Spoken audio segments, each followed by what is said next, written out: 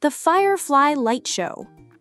As soon as the sun gave a sweet yawn and hid behind the horizon, and the first brightest little star lit up in the sky, Mur and Bobby were already sitting at the edge of the meadow, right by the forest. In their paws, they held a clean glass jar. "It's almost time, Mur. The magic is about to begin," Bobby whispered, wagging his tail impatiently.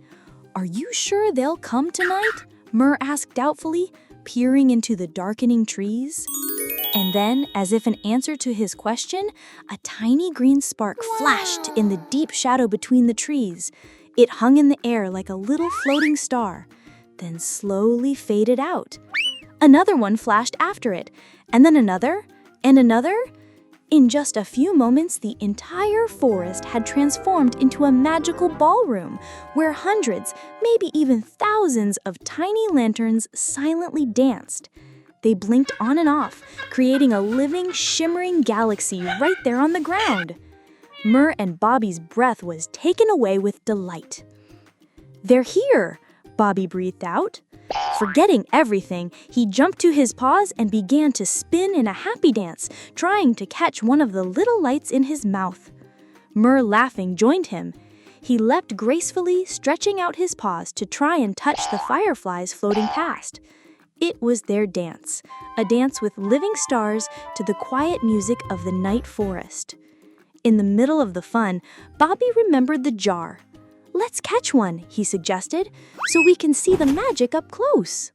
They took the jar and began to walk carefully through the meadow. It wasn't an easy task. The fireflies were nimble and kept slipping away, but the friends didn't give up. They didn't run, but moved smoothly as if inviting one of the little lights into their glass home.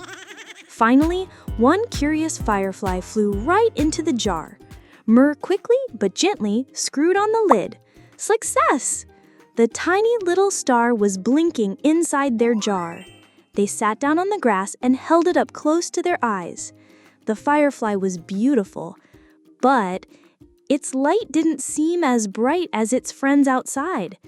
It flew in circles, occasionally bumping against the clear glass. "He looks sad, Bobby," Mur said quietly. "I think he misses his friends," Bobby agreed. They looked at each other and understood everything without a word. Magic was only beautiful when it was free. Bobby carefully unscrewed the lid. The firefly paused for a moment, then flew out. But it didn't fly away immediately. It circled above the friends' heads a few times, flashing brighter than ever before, as if to say, "Thank you." And then it rejoined the dance with the others. Mur and Bobby didn't try to catch any more. They just sat side by side on the grass, hugging, and watched the best light show of their lives. They didn't need a jar to keep the magic. They would keep it in their hearts as a glowing memory of their dance with the fireflies. Subscribe our channel, Tiny Tales, for more interesting stories.